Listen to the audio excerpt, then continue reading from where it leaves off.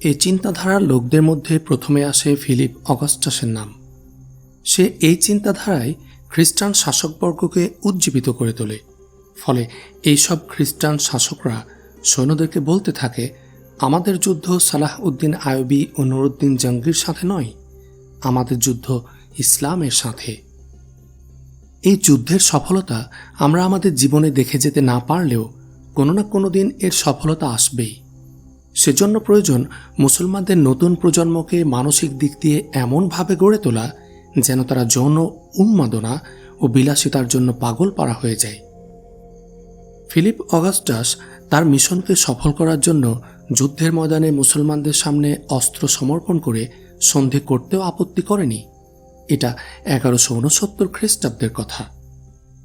এ সময় সে নুরুদ্দিন জাঙ্গির হাতে পরাজিত হয়ে অধিকৃত অঞ্চল সন্ধির মারফতে ফেরত দিয়েছিল এবং নুরুদ্দিন জাঙ্গির দাবি অনুযায়ী জরিমানাও দিয়েছিল।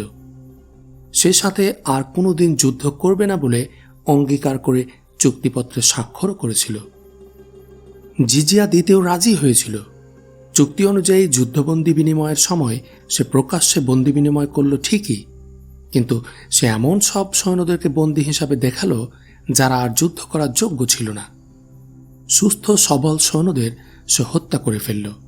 ফলে তাদের যে সে কখনো বন্দী করেছিল তার আর কোনো প্রমাণই রইল না। কোনো কোনো খ্রিস্টান শাসক ও জেনারেল তাকে সন্দেহের চোখে দেখত। কেউ কেউ তাকে দোষারোপ করতে লাগলো যে সে ভেতরে ভেতরে মুসলমানদের বন্ধু হয়ে গেছে। তার এক বন্ধু একবার তার কাছে এ অভিযোগ করলে উত্তরে অগাস্টাস বলল, একজন মুসলমান শাসককে ফাঁসানোর জন্য আমার কুমারী মেয়েকে তার কাছে নিবেদন করতেও আমি আপত্তি করব না। তোমরা মুসলমানদের সাথে যুদ্ধ করে যা আদায় করতে পারবে, আমার আনাড়ি এক কুমারী কন্যা তার চেয়ে বেশি আদায় করার ক্ষমতা রাখে।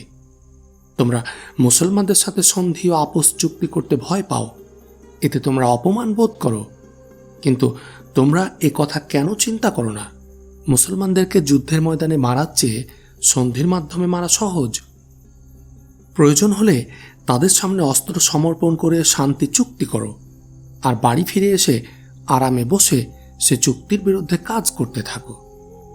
আমাকে দেখে শেখো, আমি কি ঠিক তাই করছি না? তোমরা জানো আমার 2 মেয়েকে দামেস্কের এক শেখের হেরেমে রেখেছি। সে শেখের সাথে যুদ্ধ না করে তোমরা কি তোমাদের সমস্ত অঞ্চল ফেরত পাওনি? সে কি বন্ধুত্বের মূল্য আদায় করেনি? সে আমাকে তার আপন জ্ঞাতি ও বন্ধু মনে করে, অথচ আমি যে তার জীবনের সবচেয়ে বড় শত্রু, এ কথার প্রমাণ কি তোমরা পাওনি? আমি প্রতিটি খ্রিস্টানের কানে কানে বলতে চাই, যত পারো মুসলমানদের সঙ্গে চুক্তি করো, আর সুযোগ মতো ধোঁকা দিয়ে নিঃশেষ করে দাও তাদের। এই হলো ক্রুসেডরত খ্রিস্টানদের মন মানসিকতা।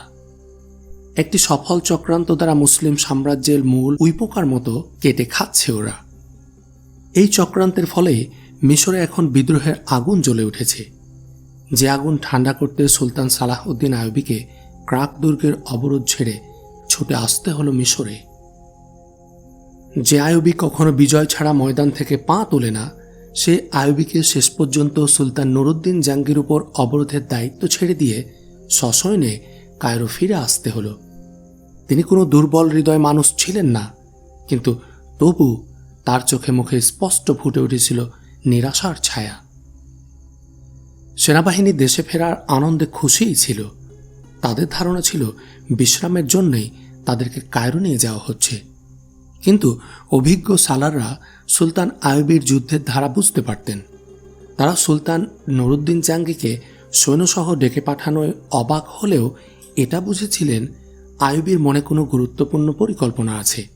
যিনি বিজয়ের সংকল্প নিয়ে দুর্গ অবরোধ করেছিলেন, বিনা কারণে তিনি সেখান থেকে সৈন্য প্রত্যাহার পারেন না। মিশরের অবস্থা যে খুব খারাপ এবং সুদানে তকিউদ্দিনের আক্রমণ ব্যর্থ হয়ে গেছে, এ কথা সুলতানের 2জন ঘনিষ্ঠ সেনাপতি ছাড়া আর কেউ জানত না।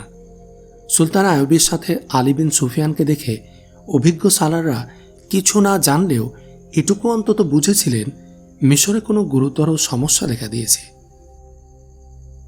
সুলতান আইয়ুবী তার বাহিনী নিয়ে ক্রাক দুর্গ থেকে মার্চ করে কায়রোর দিকে এগিয়ে চলেছেন। রাস্তায় তিনি খুব কমই বিশ্রাম নিলেন এবং সেনাবাহিনীকেও বেশি বিশ্রামের অবকাশ না দিয়ে হাঁকিয়ে নিয়ে চললেন। এতেও অভিজ্ঞদের মনে সন্দেহ হল, নিশ্চয়ই মারাত্মক কিছু ঘটেছে মিশরে। সারাদিন পথ চলার পর সন্ধ্যা ঘনিয়ে এলো। সন্ধ্যার পরও কিছুটা পথ চললেন তারা। এরপর সুলতান সৈন্যদের থামার নির্দেশ দিলেন। আইয়ুবের জন্য তাঁবু টানানো হলো। তিনি এশার আজান পর্যন্ত বিশ্রাম নিলেন তাঁবুতে। নামাজের পর উপদেষ্টা ও অফিসারদের ডেকে পাঠালেন। বৈঠকের শুরুতেই তিনি বললেন, আপনাদের মধ্যে অনেকেরই জানা নেই কেন আমি অবরোধ উঠিয়ে সেনাবাহিনী নিয়ে কায়রো যাচ্ছি। আসলে আমি অবরোধ উঠাইনি, আমরা কেউ ময়দান ছাড়িনি, বলতে পারেন সাময়িক পিছু হটেছি। কিন্তু কেন আমরা পিছু সরে এসেছি সে কথা শুনলে আপনারা আশ্চর্য হয়ে যাবেন। আপনাদের পিছু হটতে বাধ্য করেছে আপনাদেরই কিছু ভাই, আপনাদের কিছু বন্ধু।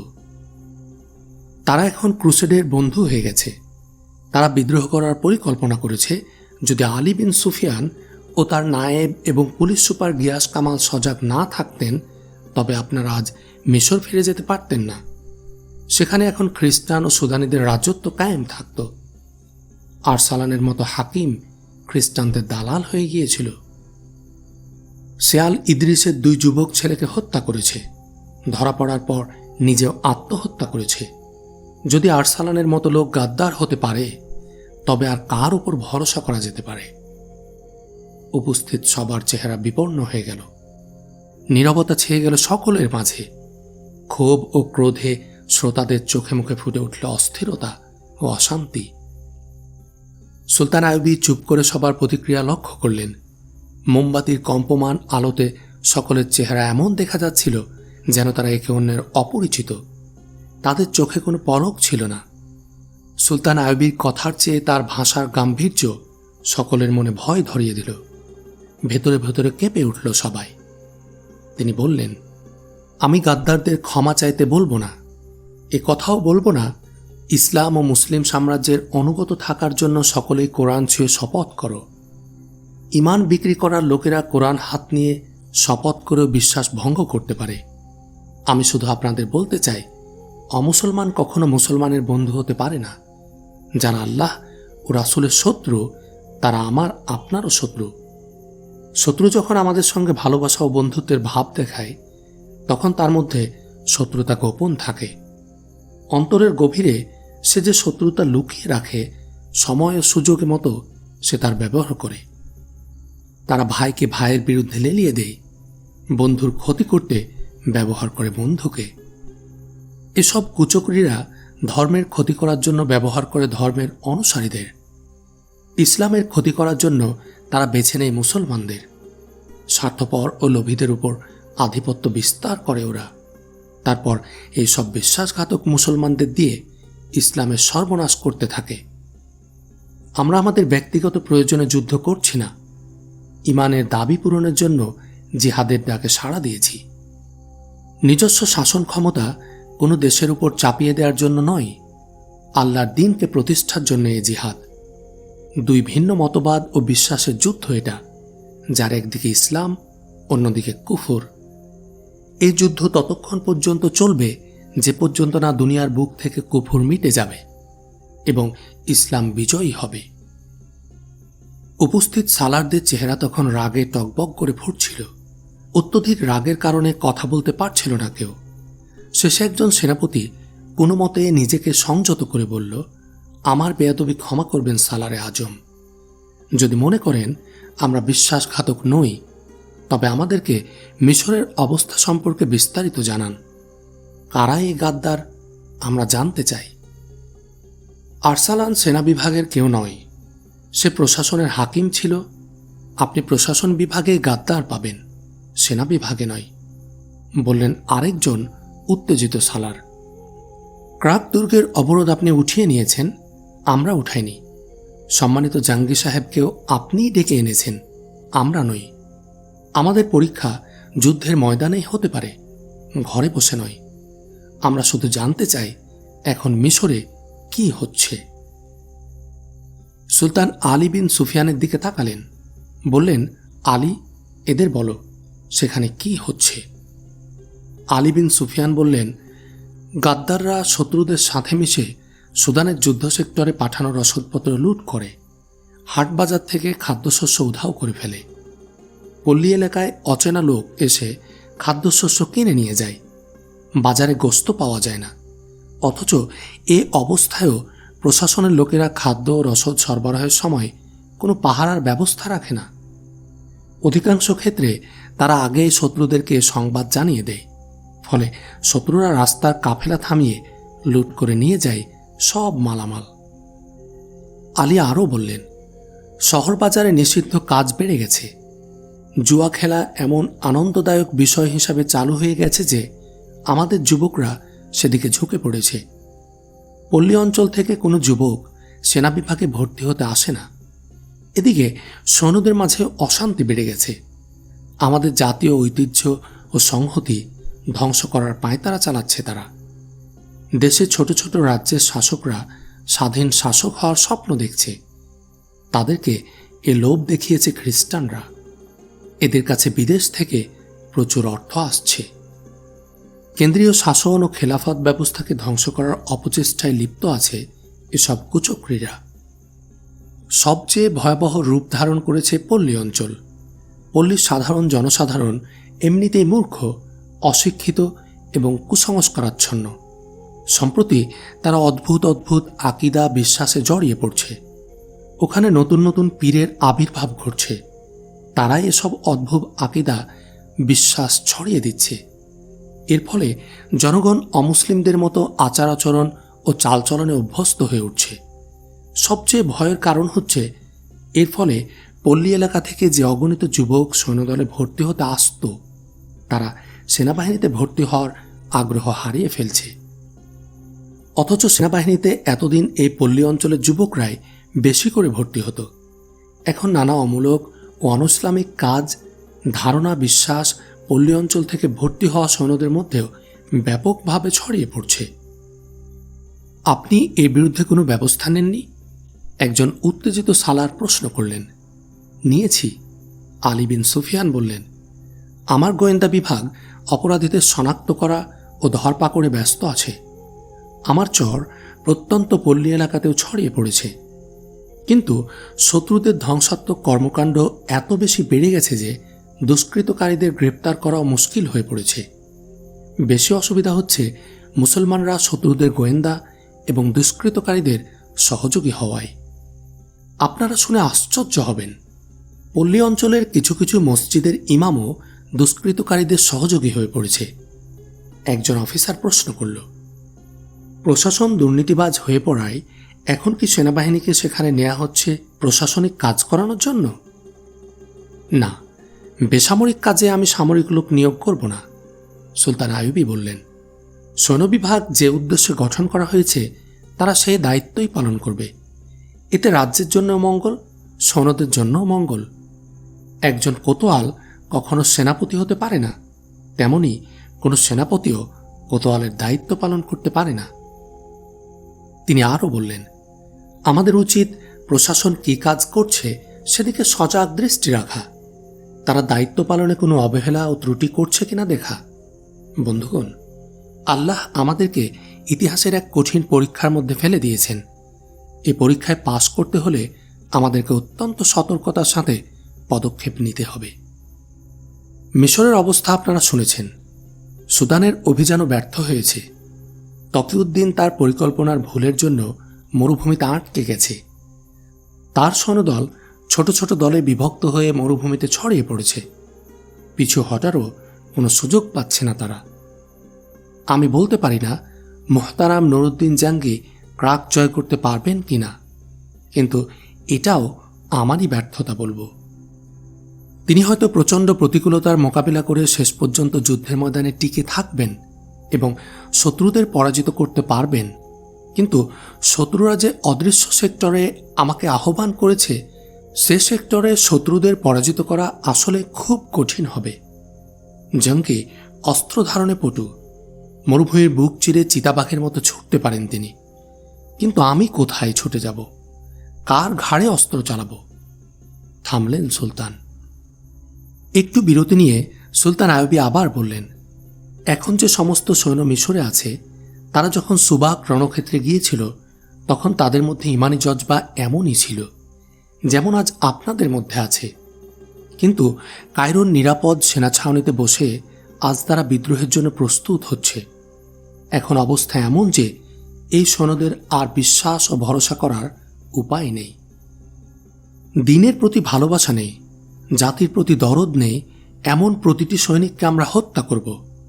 একজন অফিসার আবেগে কাঁপতে কাঁপতে বলল, আমরা সর্বপ্রথম সেই সব অফিসার ও গাদ্দারদের থেকে পবিত্র হব যারা দুশ্মনের জালে পা দিয়ে নিজের ঈমান বিক্রি করে দিয়েছে, বলল অন্যজন।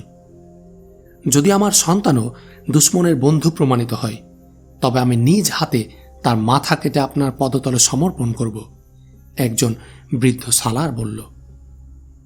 বৈঠকে উপস্থিত প্রতিটি চেহারায় প্রত্যয় ও সংকল্পের দৃঢ়তা টগবগ করে ফুটছিল। সুলতান আইয়ুবী তাদের দিকে তাকিয়ে বললেন, আমি আপনাদের এসব আবেগময় ও উত্তেজিত কথাবার্তা সমর্থন করতে পারি না। উপস্থিত লোকদের চোখে মুখে দেখা গেল প্রচণ্ড ক্রোধ ও ক্ষোভের চিহ্ন। এরা এমন সব লোক ছিল সুলতান আইয়ুবীর দিকে চোখ তুলে তাকাতেও যারা ভয় পেত, কিন্তু এখন তারা আগুন ঝরা চোখ নিয়ে সুলতানের দিকে তাকিয়ে আছে। প্রতিটি চোখ যেন বলছে, একদিন যারা আমাদের কাঁধে কাঁধ মিলিয়ে শত্রুর মোকাবেলা করত, দিনকে বিজয় করার স্বপ্ন দেখত, আমাদেরই মতো সেই ঈমানদীপ্ত মুজাহিদদের অন্তরকে যারা কলুষিত করেছে তাদের কোনো ক্ষমা নেই। তরুণ অফিসারদের মধ্যে এর প্রতিক্রিয়া হলো সবচেয়ে ভয়াবহ। সৈন্যরা বিদ্রোহের ষড়যন্ত্র করছে শুনে তাদের মাথায় রাগে আগুন ধরে গেল।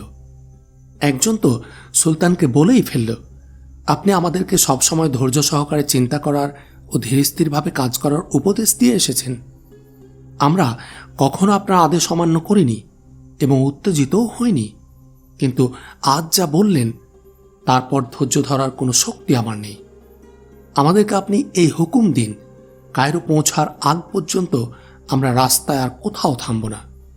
আমরা আহার, নিদ্রা, বিশ্রাম ত্যাগ করে লাগাতার পথ চলে কায়রো পৌঁছব এবং দুষ্কৃতকারীদের শায়েস্তা করে তবে ছাউনিতে ঢুকব। সালাহউদ্দিন আইয়ুবীর পক্ষে এই উত্তেজিত অফিসারদের নিয়ন্ত্রণ করা কঠিন হয়ে দাঁড়াল। তিনি আরও কিছুক্ষণ তাদের উত্তেজিত কথাবার্তা শুনে বৈঠক শেষ করলেন। ভোরে সেনাবাহিনী আবার কায়রোর উদ্দেশ্যে যাত্রা শুরু করল। এ যাত্রা যথারীতি কমান্ডেই হচ্ছিল। সুলতান আইয়ুবীও আগের মতোই অফিসারদের সাথে নিয়ে এগিয়ে যাচ্ছিলেন, কিন্তু তিনি লক্ষ্য করলেন আলী বিন সুফিয়ান তার সঙ্গে নেই। সন্ধ্যা পর্যন্ত সৈন্যদের দুইবার থামানো হলো। সন্ধ্যার পরও সৈন্যরা চলতেই থাকল। রাতের প্রথম প্রহর শেষ হয়ে গেলে সুলতান আইয়ুবী বিশ্রামের জন্য সৈন্যদের থামতে বললেন। খেতে বসে সুলতান আবার এদিক ওদিক তাকিয়ে আলী বিন সুফিয়ানকে তালাশ করলেন, কিন্তু কোথাও তাকে দেখতে পেলেন না। খাওয়ার পর তিনি যখন তাঁবুতে ফিরে এলেন তখন আলী বিন সুফিয়ান এসে সেখানে হাজির হলেন। সারাদিন কোথায় ছিলে আলী? সুলতান জিজ্ঞেস করলেন। গতরাতে আমার মনে একটা সন্দেহ সৃষ্টি হয়েছিল, আলী বিন সুফিয়ান উত্তরে বললেন। সে সন্দেহ সঠিক কিনা জানার জন্য সারাদিন সৈন্যদের মাঝে ঘোরাফেরা করলাম। কি সন্দেহ হয়েছিল? আপনি কি লক্ষ্য করেননি? আমি যখন মিশরের অবস্থা বর্ণনা করলাম তখন সেনাপতি, কমান্ডার ও সমস্ত অফিসাররা কেমন আগুন হয়ে গিয়েছিল। আলী বিন সুফিয়ান বললেন, আমার সন্দেহ হচ্ছিল এরা নিজেদের গ্রুপের সৈন্যদেরকেও এ ব্যাপারে উত্তেজিত করে তুলবে। আমার সন্দেহই সত্য প্রমাণিত হল। তারা সত্যি সত্যি তাদের দলের সাধারণ সৈন্যদেরকে মিশরের প্রশাসন ও সৈন্যদের বিরুদ্ধে উত্তেজিত করেছে। আপনি সৈনিকদের যতটা স্বাভাবিক দেখছেন তারা ততটা স্বাভাবিক নেই। এখানকার এই নিস্তরঙ্গ পরিবেশ আসলে প্রচণ্ড ঝড়েরই পূর্বাভাস। প্রতিটি সৈনিকের ভেতর এখন প্রতিশোধের আগুন দাও দাও করে জ্বলছে। আমি সৈন্যদের বলতে শুনেছি, আমরা যুদ্ধক্ষেত্রে শহীদ ও আহত হচ্ছি, আর আমাদের সাথীরা কায়রোতে আরামে বসে ইসলামের পতাকার বিরুদ্ধে বিদ্রোহ করতে চায়। কায়রো গিয়ে প্রথমে ওই গাদ্দারদের শেষ করব, তারপর রওনা দেব সুদানে আটকে পড়া সৈন্যদের সাহায্যে। সম্মানিত সুলতান, যদি আমরা পথে আর কোথাও বিশ্রাম ও বিরতি না নিয়ে সোজা কায়রো গিয়ে পৌঁছি তবে পৌঁছার সাথে সাথেই সেখানে গৃহযুদ্ধ শুরু হয়ে যাবে। আমাদের সৈন্যরা ক্ষিপ্ত, উত্তেজিত, তারা প্রতিশোধের নেশায় পাগল পারা, আর মিশরে অবস্থানকারী সৈন্যরাও বিদ্রোহের বাহানা খুঁজছে। এ অবস্থায় আমাদের করণীয় সম্পর্কে একটু চিন্তা ভাবনা করা প্রয়োজন। আমি এ বিষয়ে খুবই খুশি যে আমাদের সৈন্যরা ইমানি জজবায় এখনও অটুট আছে। তাদের এ আবেগকে আমি শ্রদ্ধা জানাই, সুলতান আইয়ুবী বললেন। কিন্তু আমাদের শত্রুরাও এটাই চায়। তারা চায় আমাদের সেনাবাহিনীর পরস্পর বিচ্ছিন্ন হয়ে নিজেদের মধ্যে গৃহযুদ্ধে জড়িয়ে পড়ুক। তিনি গভীর চিন্তায় পড়ে গেলেন।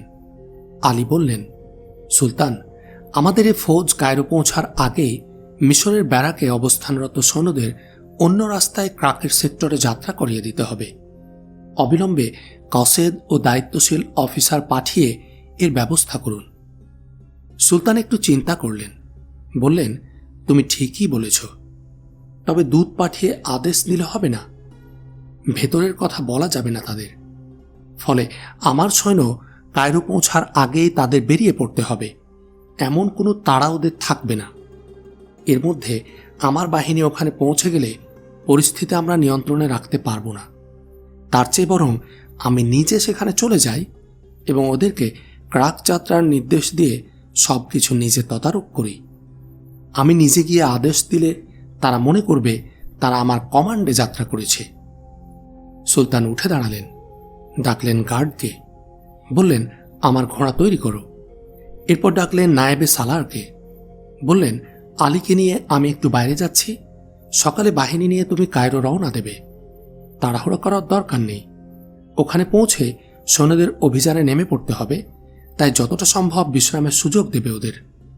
পথে তোমাদের সাথে আর দেখা হবে না। কায়রোয় তোমাদের জন্য আমি অপেক্ষা করব। তখন গভীর রাত। আলীকে নিয়ে পথে নামলেন সুলতান সালাহউদ্দিন আইয়ুবী। মাথার উপর ক্ষয়ে যাওয়া চাঁদের ঘোলাটে জ্যোৎস্না। দূর দিগন্তে আবছা দেখা যাচ্ছে ছোট ছোট পাহাড়ের চূড়া। বালিয়াড়ি ভেঙে এগিয়ে চলেছে দুটো ঘোড়া, একটিতে সুলতান আইয়ুবী, অন্যটিতে আলী বিন সুফিয়ান। সুলতানের দৃষ্টি সামনের দিকে প্রসারিত, চেহারায় চিন্তার ছাপ সুস্পষ্ট। সুলতান ভাবছেন, ক্রাকে নুরুদ্দিন জাঙ্গি কি সফল হতে পারবেন? তকিউদ্দিন এখন কেমন আছে? সে কি তার বাহিনীকে সংগঠিত করতে পেরেছে, নাকি এরই মধ্যে সুদানিরা তাদের ঘেরাও করে তাদের উপর ধ্বংসের তাণ্ডবলীলা শুরু করে দিয়েছে? মিশরের পরিস্থিতি না জানি কি এখন। এরই মধ্যে বিদ্রোহ তো শুরু হয়ে যায়নি। আল ইদ্রিসের ছেলেদের মতো কেউ তো আর খুন হয়নি।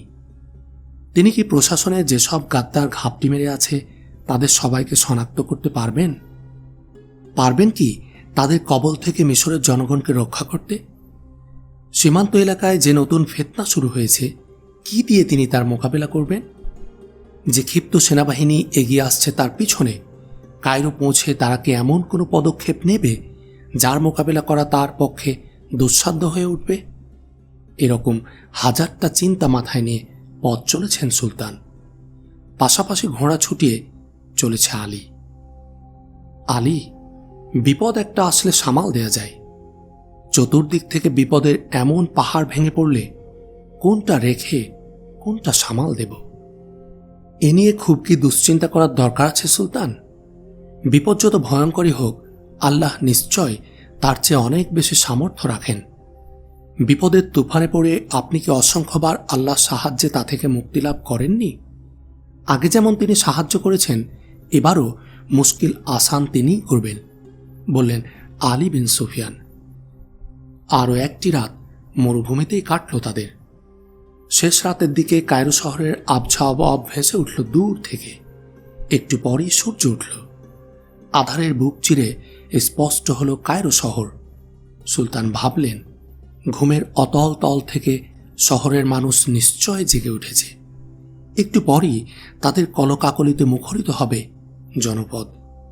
শান্তিপ্রিয় নিরুদ্বিগ্ন এইসব মানুষগুলোকে কিছুতেই কুচক্রীদের দয়ার উপর ছেড়ে দেয়া যায় না। যে করেই হোক সমস্ত প্রতিকূলতার মোকাবিলা আমাকে করতেই হবে। তিনি শকত স্বরে বললেন, ভাইরা আমার, আমি আসছি। ইসলামের আলো দিয়ে আমি দূর করে দেব সকল আধার। পেঁচা আর বাদুর যেমন দিনের আলোয় পালিয়ে যায়, তেমনি পালিয়ে যাবে কুচক্রী দল। ফিতনা ও ফ্যাসাদের মূল আমি উপড়ে ফেলে দেব নীল দরিয়ায়। পিরামিডের নিচে মাটি চাপা দেব গাদ্দারদের। একটু অপেক্ষা করো, কটা দিন সময় দাও আমায়।